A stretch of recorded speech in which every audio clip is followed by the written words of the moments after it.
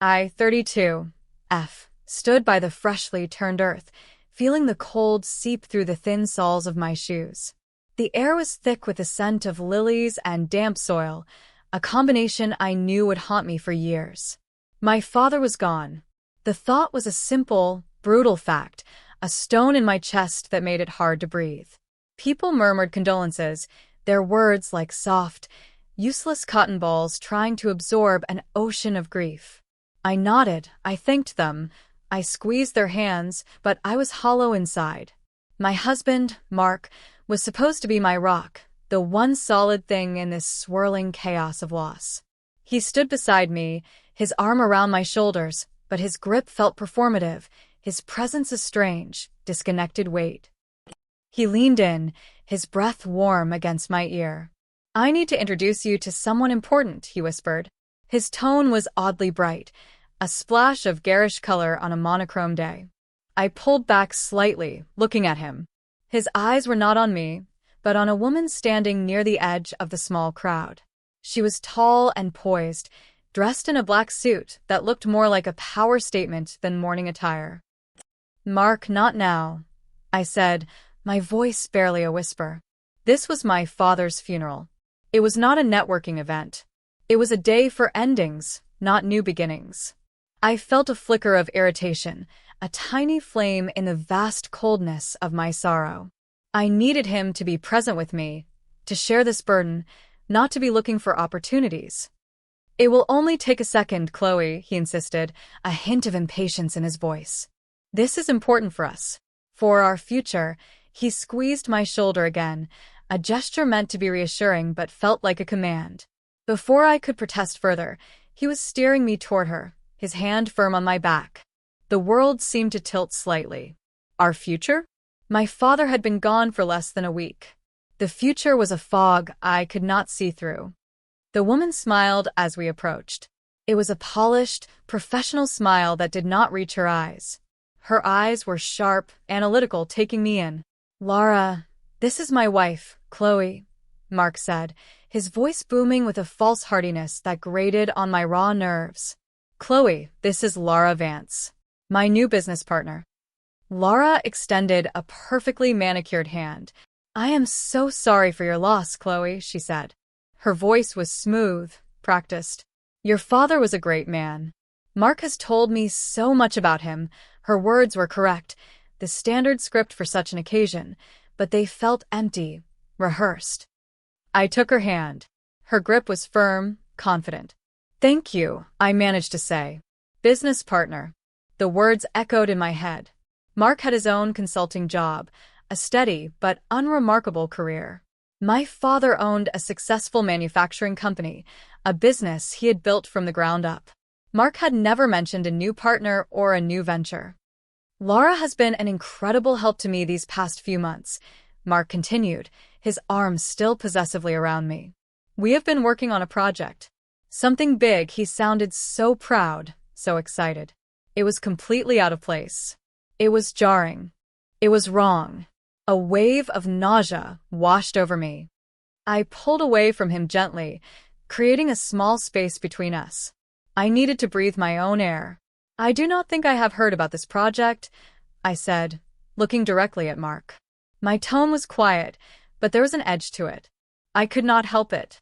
I felt a deep sense of betrayal that he would choose this moment of all moments to bring his work into my grief.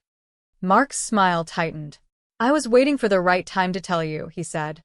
"With your father's illness, I did not want to add any more stress."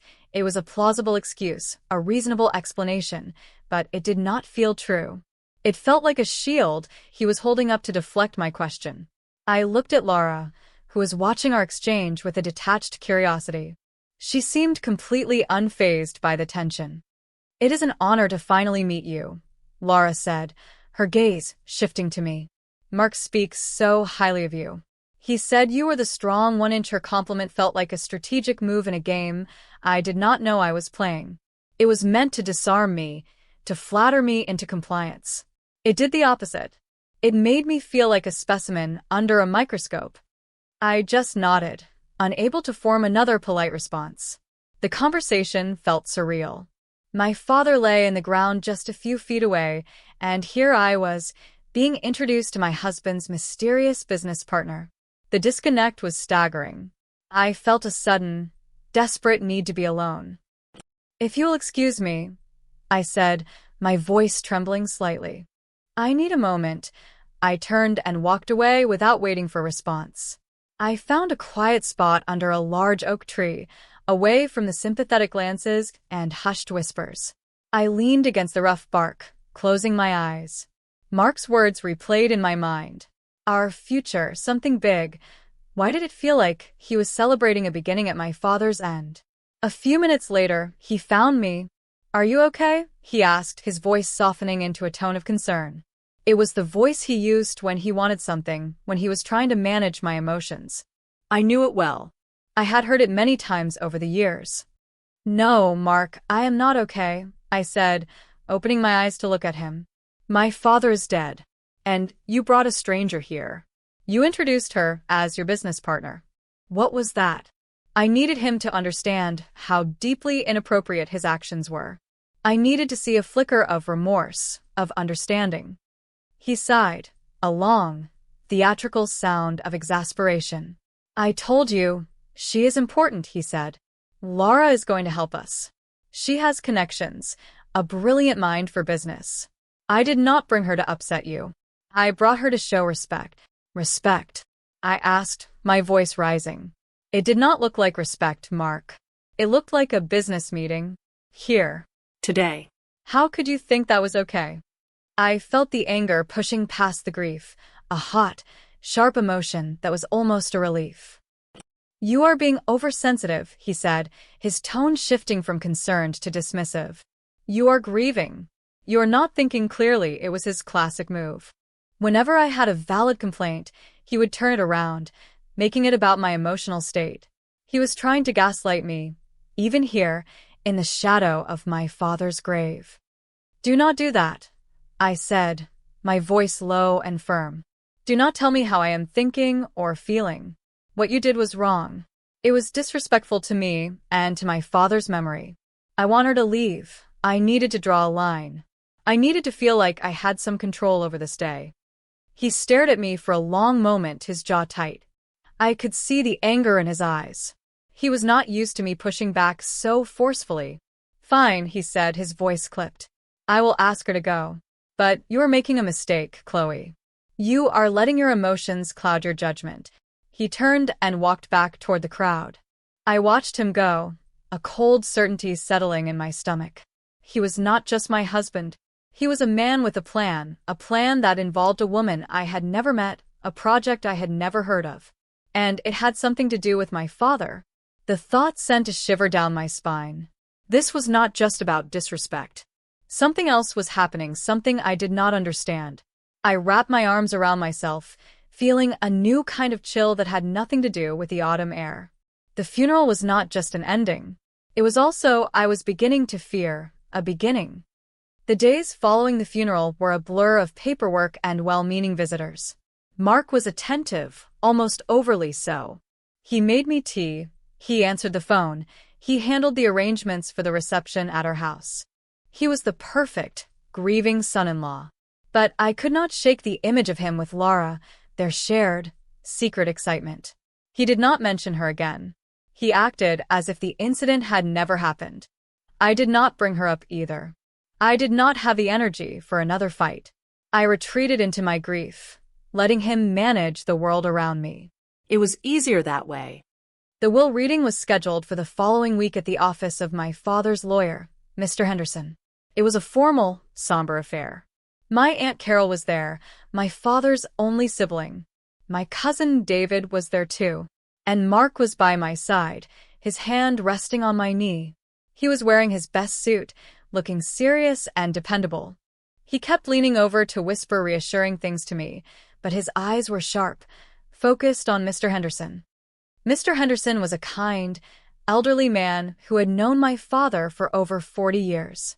He looked at me with sad, sympathetic eyes as he began to read from the document in his hands. The legal language was dense, but the initial bequests were simple. My father left his vintage car collection to my cousin David, who had always shared his passion for automobiles. He left a generous sum of money and his collection of landscape paintings to my Aunt Carol. He left personal items to me, his library of books, his old watch, a lifetime of photographs.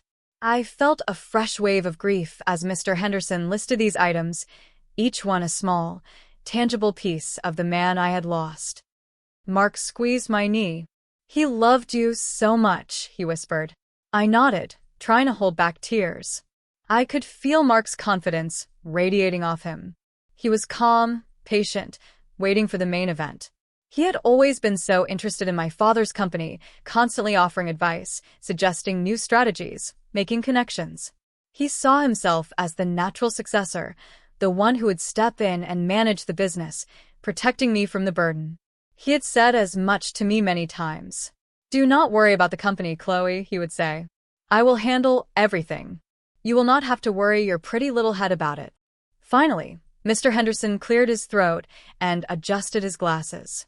"And now," he said, his voice grave, "we come to the matter of Henderson Manufacturing, Incorporated." The room went silent. This was the bulk of my father's estate.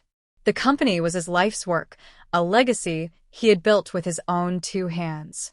I braced myself. I assumed he would leave it to me, but with some provision for Mark to run it, just as Mark had always expected. "To my beloved daughter, Chloe," Mr. Henderson read, his voice clear and steady, "I bequeath my entire ownership stake in Henderson Manufacturing. This includes all shares, voting rights, and controlling interest. I hereby name her as the sole owner and appoint her as the new Chief Executive Officer, effective immediately." The words hung in the air. Sole owner. Chief Executive Officer. Not me and Mark. Just me. I felt a jolt of shock, a dizzying sense of responsibility. I looked at Mr. Henderson, who gave me a small, encouraging nod. I looked at my aunt, who seemed surprised but pleased. I looked at Mark. His face had gone pale. His hand, which had been resting so comfortingly on my knee, was now clenched into a fist. His smile was gone, replaced by a look of stunned disbelief. He looked as if he had been slapped. "Is that all?" Mark asked, his voice tight. Mr. Henderson looked at him over the top of his glasses. "There is a provision," he said, turning a page. "In the event that Chloe is unwilling or unable to assume the role of CEO, a trust will be formed to manage the company on her behalf, overseen by a board of trustees, which I will chair. Her husband is not to be a member of this board." The silence in the room was now thick with tension. My father had not just given the company to me. He had actively, explicitly cut Mark out. He had built a fortress around me and his legacy, and he had made sure Mark was on the outside. Why? My father had always been polite to Mark, if a little distant. I had never suspected he harbored such deep distrust. Suddenly, Mark shot to his feet. The chair scraped loudly against the polished wooden floor. "That cannot be right," he said, his voice trembling with a rage he was trying to suppress. "There must be a mistake. An older version of the will, perhaps?" Mr. Henderson looked at him calmly. "There is no mistake, Mark," he said. "This is the final, notarized will, signed by your father-in-law 6 months ago. I was there when he signed it." "This is absurd." Mark's voice grew louder, his composure cracking. He was not looking at me. He was staring at Mr. Henderson as if the old lawyer was his personal enemy. "Chloe knows nothing about running a manufacturing company. It is a complex business. It needs experienced leadership. I have been preparing for this. I have been working on a plan." "A plan?" I asked, finding my voice. It came out as a whisper. "What plan, Mark?" He finally turned to look at me, and his eyes were wild. "Our plan. The plan to secure the company's future. The plan I was working on with Laura," he shouted. He said her name without thinking, the name he had so carefully avoided for days. The name of his business partner. And then he screamed. It was not a word, just a raw, guttural sound of pure frustration and fury. It was the sound of a carefully constructed world crumbling to dust. He kicked the leg of the table, his face contorted in a mask of rage. He did this on purpose. The old man did this to spite me. Everyone in the room stared at him, shocked into silence. My Aunt Carol gasped, her hand flying to her mouth. Mr. Henderson simply watched him, his expression unreadable. And I just sat there, frozen. The grief for my father was still there, but now it was joined by a new, terrifying feeling. I was not just mourning a death. I was witnessing the death of my marriage, the death of the man I thought I knew. His reaction was not about me. It was not about concern for my well-being or the company's future. It was the raw, naked fury of a thwarted thief. He had not been preparing to help me. He had been preparing to take over. And my father, in his final act, had stopped him. The screaming stopped as abruptly as it had begun. Mark stood there, breathing heavily, his fists clenched at his sides. He seemed to realize what he had done, how he had exposed himself. He looked around the room, at the shocked faces staring back at him. He tried to compose himself, to smooth down his suit jacket, to regain some semblance of control. "I apologize," he said, his voice strained. "This is just a shock. I am concerned for Chloe. This is too much for her to handle right now." He was trying to pivot, to reframe his outburst as protective concern. But it was too late. The mask had slipped, and we had all seen the ugly reality beneath. I looked at him, really looked at him, for the first time since my father's death. The man I married was gone. In his place was a stranger, a man whose ambition was so vast it had consumed his grief, his decency, his love for me. Or perhaps that man had been there all along, and I had simply refused to see him. My father had seen him. My father had known. The thought was both a comfort and a fresh source of pain. Mr. Henderson cleared his throat, breaking the tense silence. "The will is clear, Mark," he said, his voice firm. "Chloe is in charge.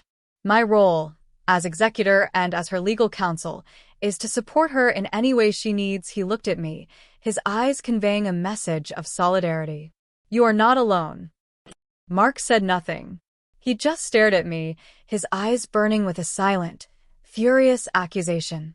"You did this. You and your father. You conspired against me." I could hear the words as clearly as if he had shouted them. I felt a strange sense of calm descend over me. The initial shock was fading, replaced by a cold, hard clarity. My father had left me more than a company. He had left me a warning. And he had given me the power to protect myself. I did not know if I was capable of running a company. I did not know the first thing about manufacturing. But I knew one thing for sure. I would not let Mark and his mysterious partner Laura get their hands on it. It was the last thing I could do for my father. It was the first thing I would do for myself. The car ride home was silent. Mark drove, his hands gripping the steering wheel so tightly his knuckles were white. He did not look at me. He stared straight ahead, his jaw set in a hard line. The air in the car was thick with unspoken anger. I did not try to break the silence. There was nothing to say. What could I say? Sorry my dead father did not trust you with his life's work? Sorry your secret plan fell apart? When we got home, he went straight to his study and closed the door. I heard him on the phone, his voice low and urgent. I did not have to guess who he was calling. He was calling Laura. He was telling her their plan had hit a major snag. A Chloe-sized snag. I went to our bedroom and sat on the edge of the bed. The house felt huge and empty. For years, it had been a home. Now it felt like a stage for a play I no longer wanted to be in. Mark's outburst at the lawyer's office had been a revelation. It had recontextualized everything. His attentiveness after the funeral was not kindness, it was management. His whispers of our future were not about us as a couple. They were about his future, funded by my inheritance. I needed to know more. I needed to understand what, exactly, he and Laura had been planning. I waited until I heard the shower running in the master bathroom. It was his routine. He always took a long, hot shower after a stressful day to clear his head. I walked quietly to his study. The door was slightly ajar. His laptop was open on his desk. My heart was pounding. This felt like a violation, a betrayal of trust. But what trust was left to betray? He had screamed in a room full of people because he had not been given what he felt he was owed. He had brought his business partner, his probable lover, to my father's funeral.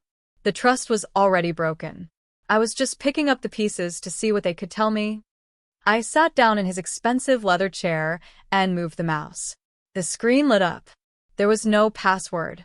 He had always been careless about things like that, so confident that no one would ever dare to look. His desktop was organized, with folders for work, finances, and personal projects. My eyes scanned the screen, looking for anything that might be relevant. And then I saw it. A folder right in the middle of the screen, labeled Project Legacy. Legacy. My father's legacy. The name itself was a chilling testament to his arrogance. I clicked on it. The folder contained dozens of files, spreadsheets, presentations, legal documents. I opened the main presentation file, a PowerPoint deck titled Henderson Manufacturing, a Strategic Restructuring. The first slide was a picture of my father's factory, with a bold, new logo superimposed over it. The logo was not Henderson Manufacturing. It was Vance Markham Holdings Vance, as in Laura Vance. Markham, as in Mark Markham. My husband. I felt a cold dread creep up my spine. I clicked through the slides. They outlined a ruthless plan. They were going to fire a third of the workforce, sell off the company's real estate assets, and outsource production overseas. The final slides detailed the financial projections. They expected to liquidate the company within 2 years, walking away with a profit of over $50 million. My hands were shaking. This was not a plan to save the company. This was a plan to gut it, to strip it for parts and sell it for scrap. They were going to destroy everything my father had built, erase his name, and run away with the money. And on the bottom of every single slide, in small print, were the authors' names: Mark Markham and Laura Vance. I felt sick. This was not just a business plan. This was a conspiracy. They had been working on this for months, while my father was sick, while I was sitting by his bedside, holding his hand. Mark had been coming home to me every night, kissing my cheek, telling me he loved me, all while plotting to dismantle my family's legacy. I heard the shower turn off. I quickly closed the folder and stood up, my mind racing. I could not confront him with this. Not yet. He would deny it. He would say it was just an idea, a thought experiment. He would twist it, turn it back on me, call me paranoid and crazy from grief. I had seen him do it before over smaller things. I knew his playbook. I needed proof. Undeniable proof. And I needed to be smart. I went back to the bedroom just as he was walking out of the bathroom, a towel wrapped around his waist. "Feeling any better?" he asked, his voice casual, as if the scene at the lawyer's office had never happened. He was trying to normalize things, to pretend he had not had a complete meltdown. "A little," I lied, keeping my face neutral. "It has been a long day." "I know," he said, walking over to me. He put his hands on my shoulders. "Listen, Chloe. About what happened today. I am sorry. I was out of line. I was just so worried about you. The thought of you having to carry this huge burden alone. It made me crazy." He was good. He was very, very good.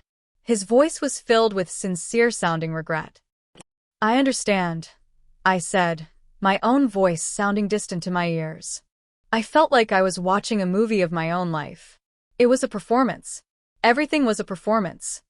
"I just want what is best for you," he continued, his thumbs rubbing soothing circles on my shoulders. "And for the company. Your father's legacy is important to me too. All I want to do is help."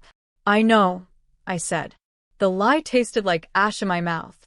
I knew what he wanted. He wanted $50 million. He wanted a new life with Laura Vance. He wanted to erase me and my father from the equation. That night, I lay in bed next to him, pretending to be asleep. His breathing was deep and even, but I knew he was not sleeping either. We were two strangers in the same bed, each with our own secrets and plans. My grief was a cold, hard stone in my chest, but now it had a new companion, a burning, righteous anger. He had underestimated me. He and Laura both had. They saw me as a grieving, emotional woman who could be easily manipulated. They were about to find out how wrong they were. My father had left me his company. He had left me his legacy. I would not let them take it. I would fight. And I would win. The next morning, I drove to the Henderson manufacturing office. It was a place I had visited often as a child, but rarely as an adult. The smell of machine oil and hot metal was the scent of my father's world. I walked through the doors and announced myself to the receptionist. I was the new CEO. The words felt strange in my mouth. I spent the day in my father's office. It was exactly as he had left it. His books were on the shelves, his pictures were on the walls. I sat in his chair, feeling small and overwhelmed. I did not know where to start. I needed an ally, someone on the inside who I could trust. My mind immediately went to Sarah, my father's executive assistant for the last 20 years. She was fiercely loyal to him, and she knew the company inside and out. I called her into the office. She was a kind, no-nonsense woman in her late 50s. Her eyes were red-rimmed from crying. She had loved my father like family. "I am so sorry, Chloe," she said, her voice thick with emotion. "I still cannot believe he is gone." "I know," I said. "Me neither." I took a deep breath. "Sarah, I need your help. I need to know everything that has been going on here for the past few months. Everything." She looked at me, her expression serious. "What do you mean?" she asked. "I mean Mark," I said, my voice low, "and a woman named Laura Vance. Mark said she was a consultant hired by my dad." Sarah's face tightened. "Yes," she said slowly. "Mr. Markham brought her in about 6 months ago. He said your father had approved it. He said she was here to help prepare for the transition, for his retirement." My blood ran cold. "My father never mentioned her to me," I said. "Not once." "I thought that was odd," Sarah admitted. "Your father told me everything. But Mr. Markham was very insistent. He said your father wanted it kept quiet to avoid unsettling the staff. He and Miss Vance spent a lot of time in the conference room. They had a lot of meetings. They were always talking about Project Legacy." There it was again. That name. "Did you ever see any paperwork? A contract for her services?" I asked. Sarah shook her head. "No." "Mr. Markham handled all of it. He said it was a special arrangement. He had been lying to everyone. He had used my father's illness as a cover to install his partner inside the company. He had been so sure that he would be in control, that no one would ever question him." "Sarah," I said, looking her directly in the eye, "I do not trust him. I think he was planning to take over the company. I need you to be my eyes and ears. Can I count on you?" A look of fierce loyalty, the same loyalty she had given my father, flashed in her eyes. "Of course, Chloe," she said without hesitation. "Your father built this place. I will not let anyone harm it. What do you need me to do?" "For now, just act normal," I said. "But pay attention. I need to know who he talks to, what he is doing, and I need access to all the company's financial records for the past year." "I will get them for you right away," she said, standing up. "And Chloe, your father would be so proud of you." Her words gave me a surge of strength. I was not alone in this.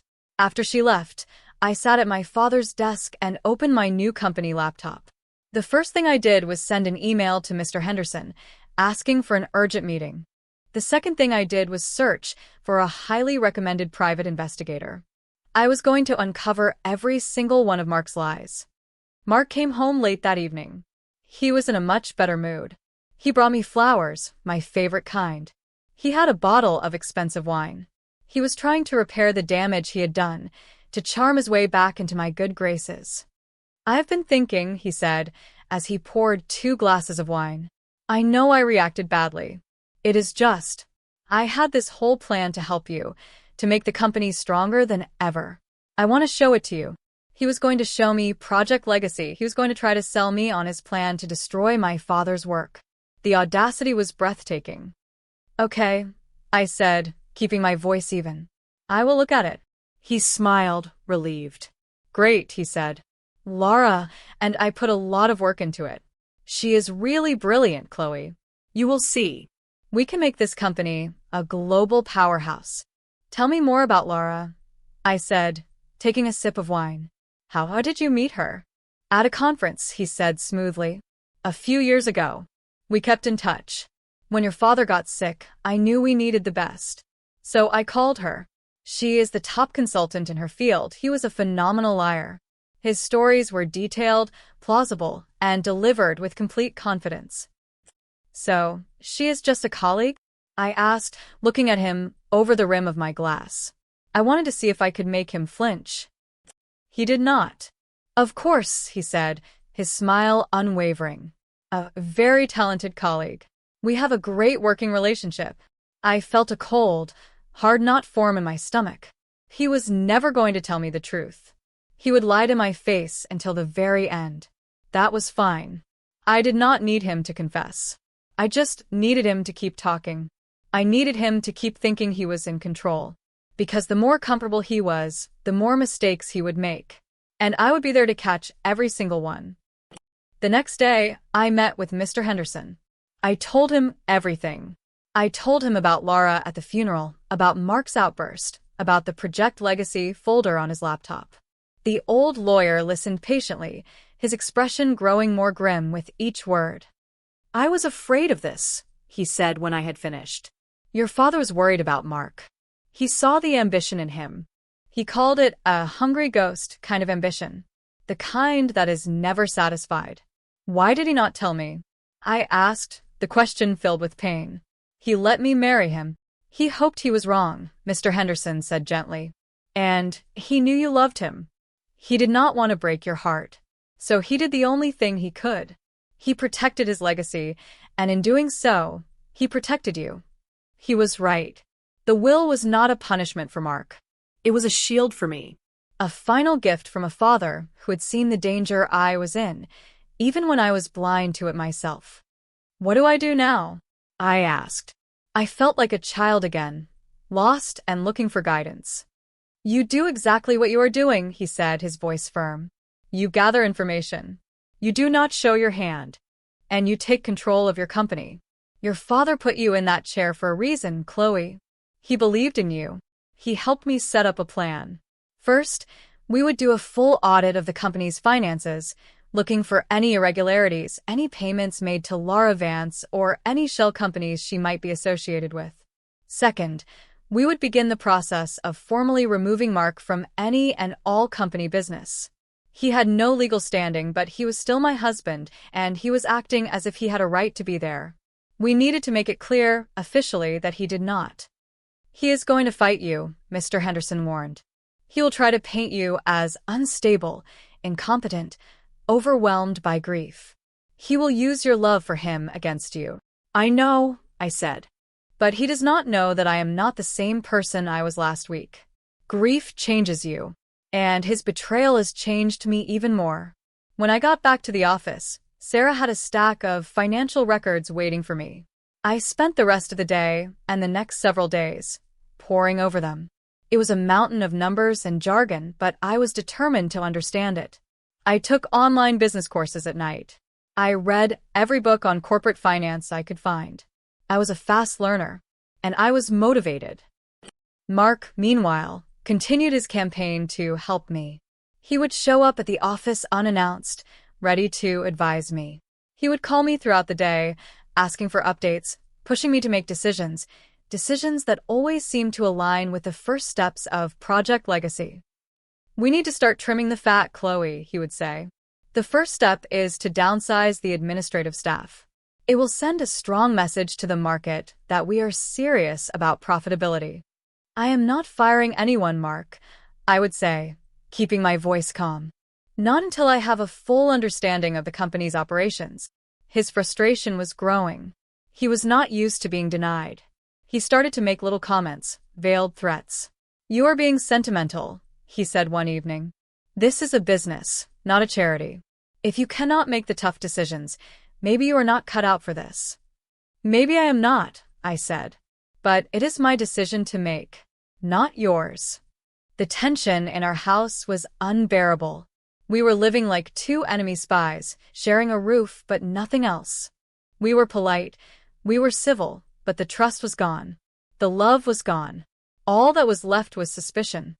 The private investigator I hired, a man named Mr. Graves, was discreet and efficient.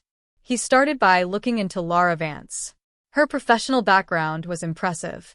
She had a top-tier MBA, a string of successful consulting gigs. But her personal life was more interesting. She was unmarried. She lived in an expensive downtown apartment. And according to her credit card statements, which Mr. Graves somehow managed to obtain, she had a taste for luxury. She also had a regular dinner appointment every Tuesday night at the same expensive French restaurant. And her dinner companion was always Mark. Mr. Graves sent me the photos. Mark and Lara, sitting close together in a secluded booth. They were not talking about business. They were holding hands. In one photo, Mark was leaning in to kiss her. The date stamp on the photo was from 3 months ago, on a night when Mark had told me he was working late to meet a deadline. A night when I had been at the hospital with my father, watching him struggle for every breath. I looked at the picture, at my husband kissing another woman, and I did not feel pain. I did not feel jealousy. I just felt a profound, clarifying rage. The lies were not just about money and business. They were about everything. Our whole marriage was a lie. I saved the photos to a secure folder on my laptop. This was more ammunition. But it still was not the smoking gun. I needed more than proof of an affair. I needed proof of their conspiracy to defraud the company. The breakthrough came from an unexpected place. Sarah was cleaning out some of my father's old filing cabinets when she found a small, unmarked box. Inside was an old-fashioned audio cassette recorder, the kind journalists used to use. And there was a single cassette tape inside. "I do not know what it is," she said, placing it on my desk. "Your father was always fiddling with gadgets like this." I took the recorder to my car during my lunch break. I did not want to risk anyone overhearing. I pushed the play button. At first, there was just static. Then, I heard my father's voice. It was weak, strained, but unmistakably his. He was talking to someone. "I do not like her, Mark," my father was saying. "She is a shark. She looks at my company and she does not see people. She does not see a legacy. She just sees dollar signs." Then I heard Mark's voice, smooth and placating. "You are misjudging her, Frank," he said. "Lara is brilliant. She is helping us map out a future. A more profitable future." "Your future, you mean?" my father said, his voice sharp. "I see the way you look at things. You have no patience. You want it all, and you want it now. But a business is like a garden. You have to tend it. You cannot just rip everything out of the ground and sell the soil." "We are not ripping anything out," Mark said, a hint of irritation in his voice. "We are pruning. It is necessary for growth." There was a long pause. Then my father spoke again, his voice filled with a weary sadness. "I know what you are doing, Mark. I am not a fool. I see you circling. But this is my company. And I will protect it. And I will protect my daughter." The tape ended. I sat in my car, stunned. My father had known. He had confronted Mark. And he had recorded the conversation. He had left me a message, a final piece of evidence from beyond the grave. He was still protecting me. This was it. This was the proof I needed. Mark's own words, admitting he was working with Lara on a more profitable future, against my father's express wishes. It was not a confession to fraud, but it was a confession to a secret plan, a plan he had lied about to everyone, including me.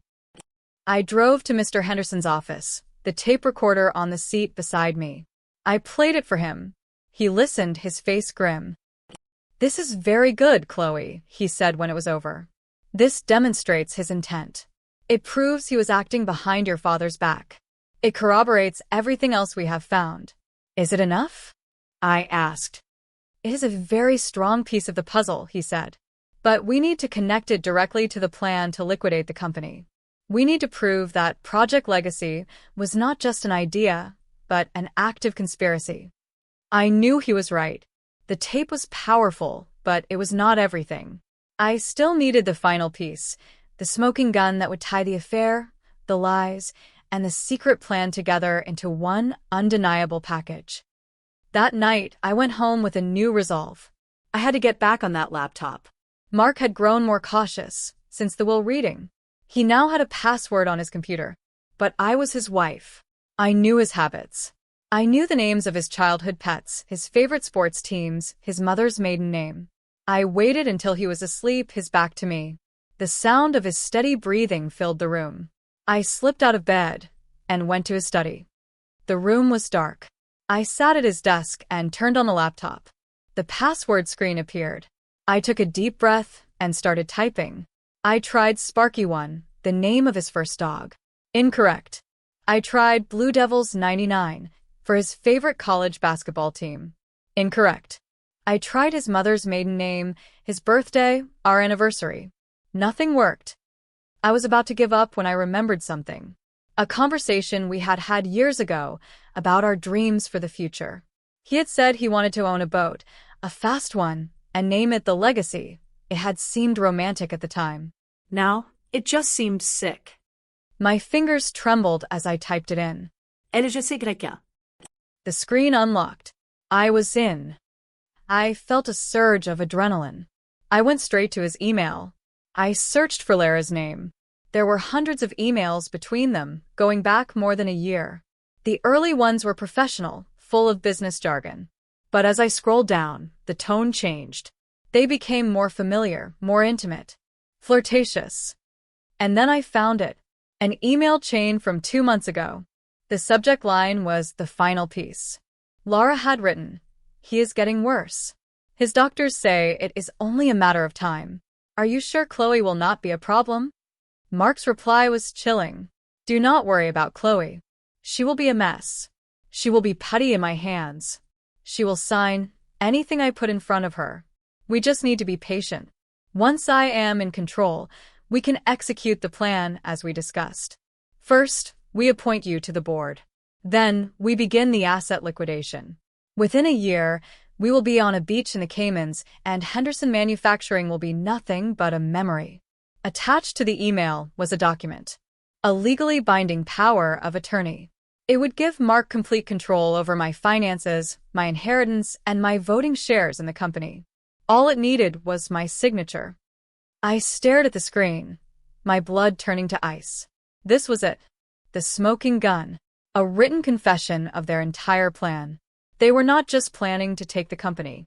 They were planning to take everything from me, to leave me with nothing. They had been waiting for my father to die, like vultures circling a wounded animal. I printed the email chain. I saved a copy to a hidden flash drive. I took pictures of the screen with my phone. I made sure I had the evidence in so many places that he could never make it disappear.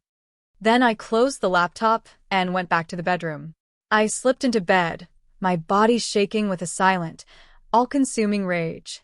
Mark was snoring softly beside me. I looked at his sleeping face, the face I had loved and trusted for 10 years, and I felt nothing but contempt. He had called me putty in his hands. He thought I was weak, a grieving fool to be manipulated. He had no idea what he had just unleashed. I was not putty. I was steel. And I was about to bring his entire world crashing down around him. The time for quiet investigation was over. It was time to plan the confrontation. It would not be a quiet one. It would be a public execution. I spent the next week preparing. I met with Mr. Henderson and my new team of lawyers. We went over every piece of evidence, the Project Legacy presentation, the photos of Mark and Lara, my father's tape recording, and the final, damning email chain. We built our case, piece by piece. It was ironclad. My plan was simple, but it had to be executed perfectly. I needed a stage, an audience, and the right moment. A family dinner was too small. A private confrontation would allow him to lie and manipulate his way out of it. It had to be public. It had to be professional. It had to be a place where his reputation, the thing he valued almost as much as money, would be destroyed beyond repair. I decided on a special board meeting. The board of Henderson Manufacturing was composed of my father's oldest friends and most trusted colleagues. They were honorable men and women who had helped him build the company. They deserved to know the truth. And their condemnation would be the final nail in Mark's coffin. I sent out the invitations. I told the board it was an urgent meeting to discuss the future direction of the company under my leadership. I also sent a special invitation to Mark. I told him I was ready to listen to his ideas, that I wanted him to present his project legacy to the board as a potential strategy. I framed it as an opportunity for him to finally have the influence he craved. His ego was so large, he did not even question it. He was delighted.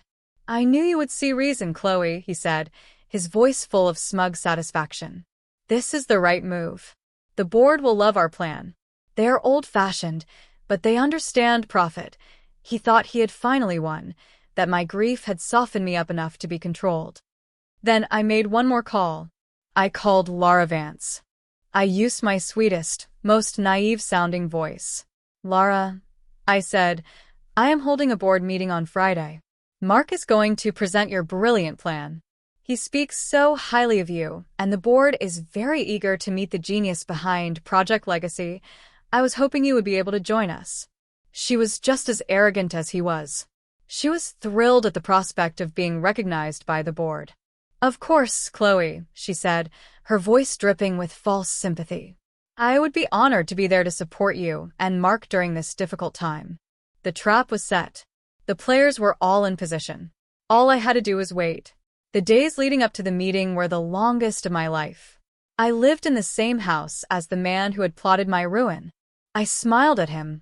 I passed him the salt at dinner. I listened to him practice his presentation in his study. I played the part of the dutiful, slightly overwhelmed wife. And all the while, I was counting down the hours until I could destroy him. The day of the board meeting arrived.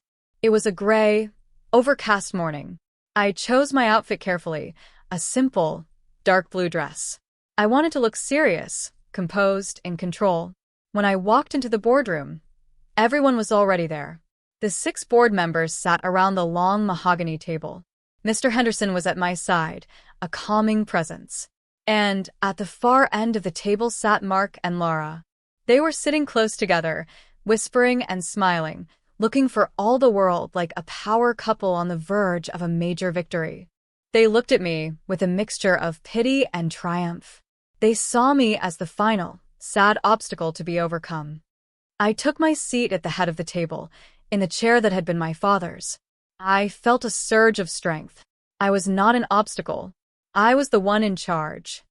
I began the meeting. My voice was steady, much steadier than I felt. "Thank you all for coming on such short notice," I said. "As you know, we are here to discuss the future of Henderson Manufacturing. My father's passing has left a void, but it has also created an opportunity for us to reevaluate our direction and ensure the long-term health of this company." I looked down the table at Mark. My husband, Mark, has been working on a proposal that he believes will do just that. A proposal he calls Project Legacy. "Mark, the floor is yours." He stood up, beaming. He was in his element.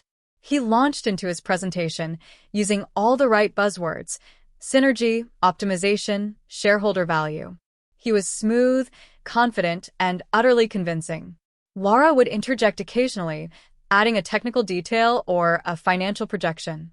They were a well-rehearsed team. The board members listened politely, but I could see the skepticism in their eyes. They were my father's people. They believed in building things, not tearing them down.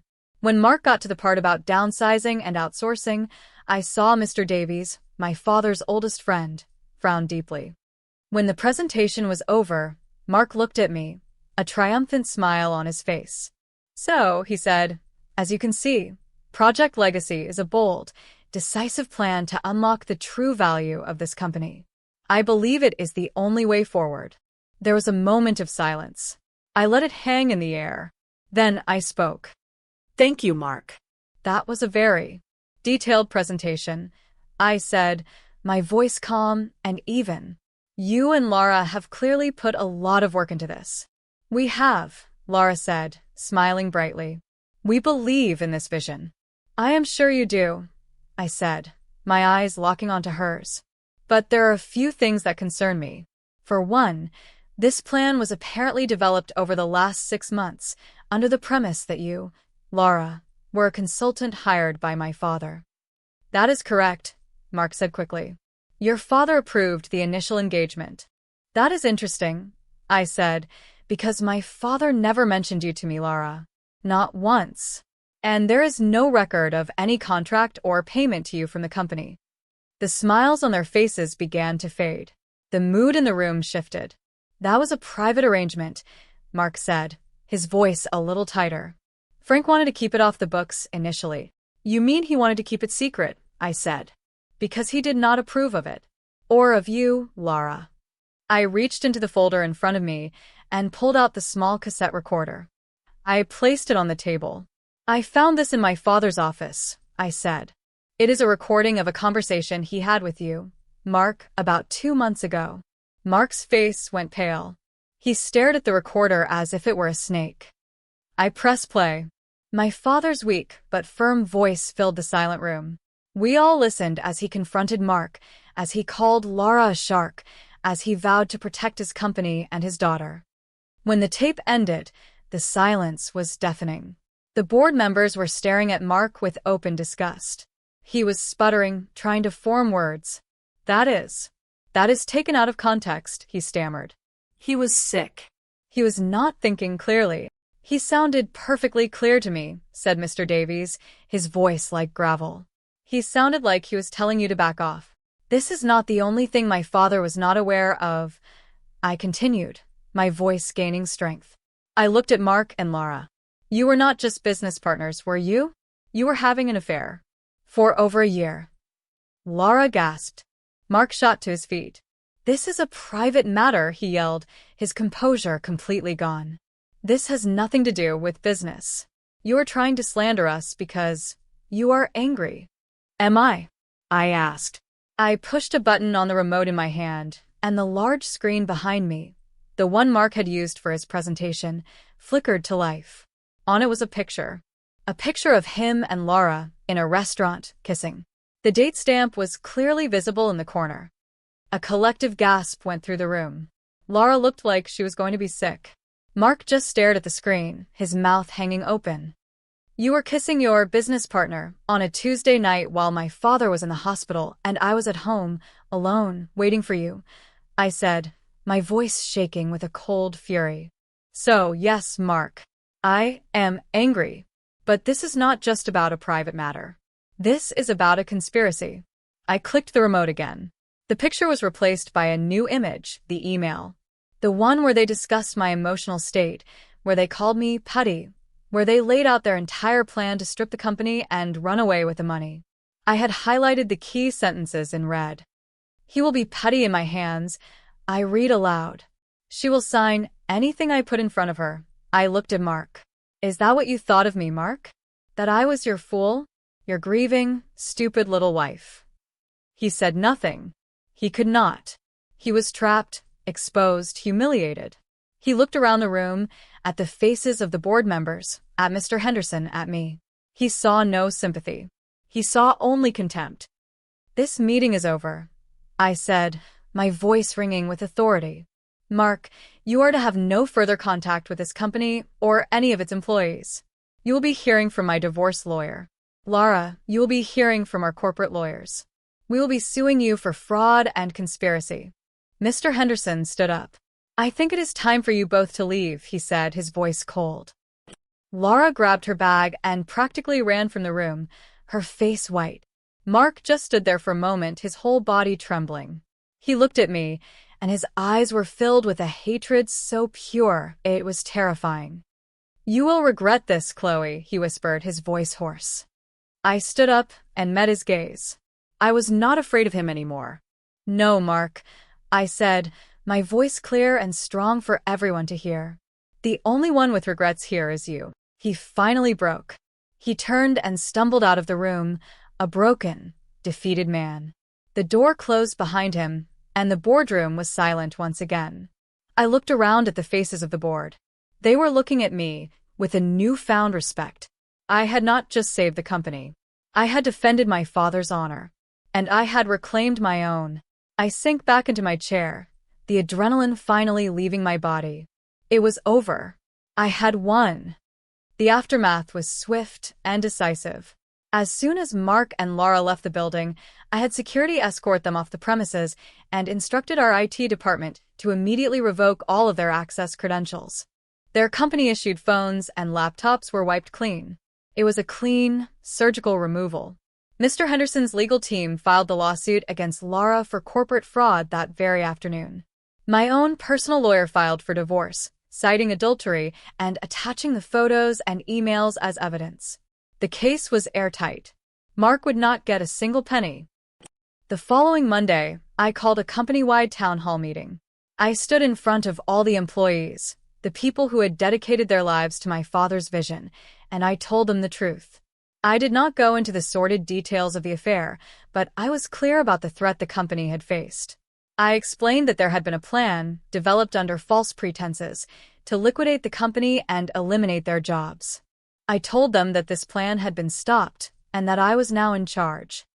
Henderson Manufacturing is not for sale, I said, my voice echoing in the large assembly hall. This company was my father's legacy, but it is also your legacy. It is the product of your hard work, your dedication. And I promise you, as long as I am CEO, we will not be in the business of tearing things down. We will be in the business of building things up, together. When I finished, there was a moment of silence, and then the room erupted in applause. It was a sound of relief, of gratitude, of renewed hope. In that moment, I felt the full weight of the responsibility my father had given me, but for the first time, it did not feel like a burden. It felt like a privilege. A few days later, I got a call from Mark's mother. I had been expecting it. She had always doted on her son, always believed he was destined for greatness. She could never see his flaws. "Chloe, I cannot believe what you have done," she said, her voice dripping with accusation. "You have ruined him. You have publicly humiliated him. After all he did for you, for your family." I took a deep breath, keeping my voice calm and steady. "What exactly did he do for me, Helen?" I asked. "Did he honor our marriage? Did he respect my father? Did he try to protect the company that provided for our life together?" No. "He did the opposite of all those things. He was ambitious," she insisted. "Is that a crime? He had a vision. You and your father, you were holding him back. He just wanted to make his mark on the world." "His mark," I said, a bitter laugh escaping my lips. "He was going to make his mark by destroying my father's life's work and running away with another woman." He did not want to build something. "He wanted to steal something. There is a difference." "You are being vindictive," she spat. "You're just trying to punish him because he found someone else." "No, Helen," I said, my voice turning to ice. "I am not punishing him. I am protecting myself. And I am done with this conversation. I am done with you, and I am done with your son. Do not call me again." I hung up the phone before she could reply. I felt a sense of closure. The enabler had been silenced. The last tie to my old life had been cut. My life began to settle into a new rhythm. I threw myself into my work. I was at the office early every morning, and I was often the last to leave. I had a lot to learn, but I was a quick study. And I had good people around me. Sarah became my right-hand woman, a trusted advisor and a loyal friend. The board members, my father's old colleagues, became my mentors. They taught me about supply chains and profit margins and the art of negotiation. They treated me not as my father's daughter, but as their CEO. One afternoon, about a month after the board meeting, Sarah came into my office. "There is someone here to see you," she said, her expression unreadable. "It is David." "Your cousin." I was surprised. I had not spoken to David since the will reading. "Send him in," I said. David walked in, looking awkward and uncertain. He was holding his hat in his hands. "Chloe," he said, I wanted to thank you." "For what?" I asked. "For the cars," he said. "My dad's." "Your dad's cars. They are beautiful." I also wanted to apologize. "Apologize for what?" He looked at the floor. "For Mark," he said quietly.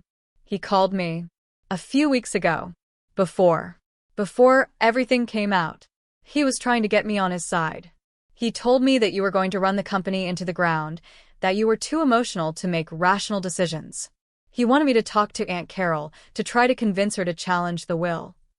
I stared at him, my heart growing cold. Mark had not just been trying to manipulate me. He had been trying to turn my own family against me. "What did you say?" I asked.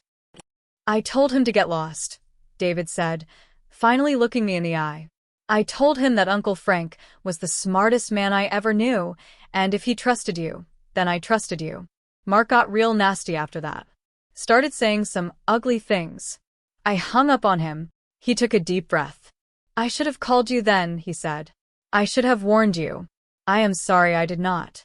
I stood up and walked around the desk. I put my hand on his arm. "You have nothing to apologize for, David," I said. "You did the right thing. You defended my father's wishes.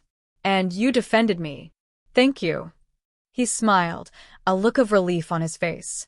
"Anytime, cousin," he said. "If you ever need anything, you call me."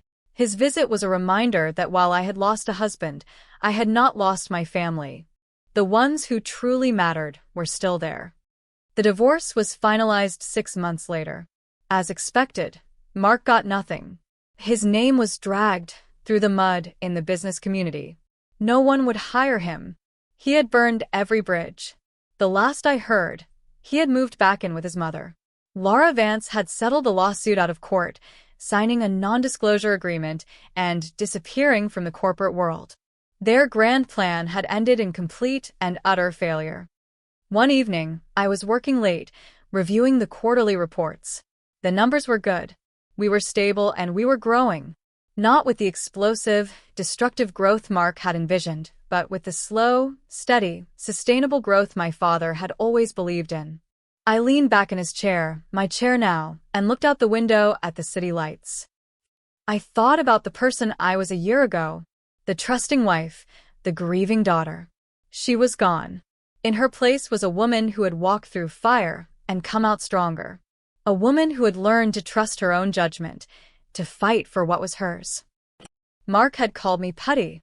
He thought my grief had made me weak, pliable, easy to shape. But he was wrong. Grief is not a weakness. It is a crucible. It burns away the trivial, the unimportant, the false. It leaves you with the hard, undeniable truth. The truth of who you can trust and who you cannot. The truth of who you are.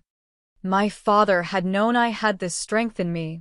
He had trusted me with his legacy, and I had not let him down. Mark and Laura had wanted to erase his name, to turn his life's work into a pile of cash. But they had failed. His name was still on the building. His values were still the foundation of the company. His legacy was safe. They had lost everything because they underestimated the quiet strength of a grieving daughter. They finally learned what it feels like to be small. And I learned that I was bigger and stronger than I had ever imagined. I did not need to give warnings anymore. I just needed to act. And I would for the rest of my life.